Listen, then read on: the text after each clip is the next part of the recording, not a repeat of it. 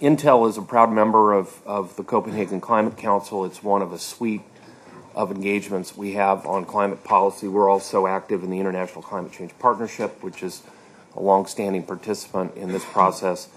And we have just kicked off, together with some other IT companies, as well as with some NGOs, including World Wildlife, a new effort called the Digital Energy Solutions Campaign, which I'd be glad to talk to you about later. That's focused on trying to realize the potential for information and communications technologies to reduce climate emissions. There's a huge potential out there. In fact, WWF has done some seminal work on that issue. So in terms of identifying what we would like to see and what we'd like to raise a glass to in Copenhagen, I think it's important to start with what we want to avoid. And I think quite simply, replicating the Kyoto framework, if that's the direction the negotiations go, and simply lengthening the time frame and making the targets more stringent, is, in our view, a recipe for failure. In many respects, what I call the paradox of Kyoto is that it is too little, too late, but particularly too little, to really solve or address the magnitude of the climate problem. But it also was too soon and too much, at least in the United States. And focus has been on the Bush administration and bashing the Bush administration for 8 years, and I've done my share of that. The real seed goes back to the previous administration, which negotiated a treaty which it had no intention of taking to the U.S. Senate because it knew it could never get it ratified. And so one of the key challenges for us in the U.S., and I'm optimistic about being able to square the circle, but one of the key challenges is to make sure that our administration is moving with Congress to develop domestic program in parallel with negotiations between now and Copenhagen, so that we can be part of a process that then the administration can deliver on come 2010. Again, I'm optimistic about that, but it is an issue. I think also the other aspect of Kyoto, which I'm sure you're tired of hearing about from Americans, and it goes to something that Robert talked about earlier, clearly there has to be participation by the major developing countries. I think a lot of progress has been made in that regard, starting with the Bali Action Plan and in the major economies meeting process.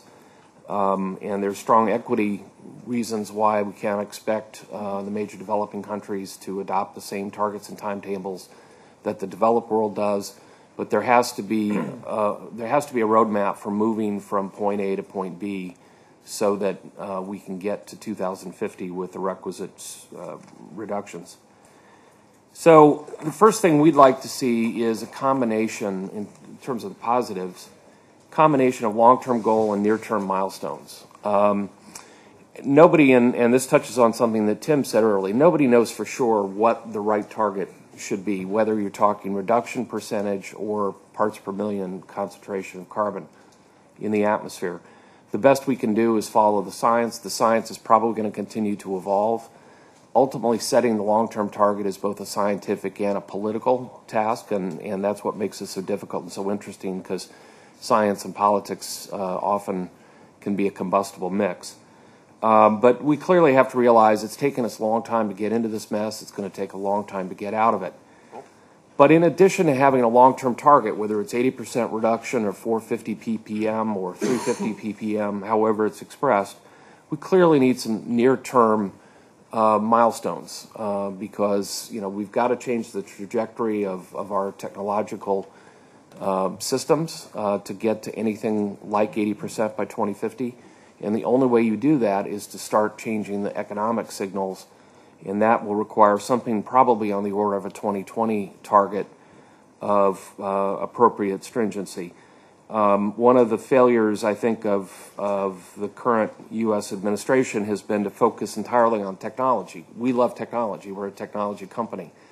But there's almost a build it and they will come and buy it kind of philosophy. And in fact, companies don't go out and buy new technology just because it's there to be bought. They buy new technology when they have to, either because of a price signal or some other influence in the marketplace. Second thing we'd like to see is, as I mentioned, including all the major emitting nations. There has been a stale debate for many years now as to who has to go first between the U.S. and China particularly. China says most of the, and rightfully so, most of the CO2 in the atmosphere today was put there by the developed countries. China is now the biggest emitter. It was news to me that Indonesia was as high as it is. That's obviously a different issue than the issue we face in China, but we simply have to find the right formula to bring the major emitting countries into the ball game, not just politically, but if we're going to get to that 80% or the 350 ppm or whatever we decide the long-term target is. I actually am also fairly optimistic on this front. I travel to China 3 or 4 times a year, and it is remarkable what's going on right now in China, not largely driven by climate change concerns, but largely driven by pedestrian air pollution concerns and basic livability issues in China's major cities. There is a huge focus on energy efficiency now. It's one of the top political priorities of the central government. And for the first time, you're really starting to see concerted attention, which I think will have huge implications positively for climate change. Finally, money. Money was mentioned earlier. Technology is needed not just in the developed world, but in the developing world. The developing world cannot follow the trajectory of the developed world, or we have no hope of getting to where we need to get. We need the equivalent of what has happened with telephone technology, where many developing countries skipped landlines altogether and went to mobile. The developing world is going to need help in skipping basically the last 100 years of industrial revolution and post-industrial revolution to get to cleaner development. And as a political matter, that's going to mean not just the transfer of technology, but the transfer of funds. And there are many tough challenges associated with that, but I'll just focus on 2. One is we need to make sure there are structures in place to make sure that money gets spent effectively and doesn't follow the tradition of much direct foreign aid, where there's a lot of corruption and a lot of waste involved. And the second is there needs to be both the provision of the technology as well as the ability to protect intellectual property to ensure that there's an incentive from the business community to continue providing that technology going forward. So from our perspective, those would be, I guess, the top 3. Thank you.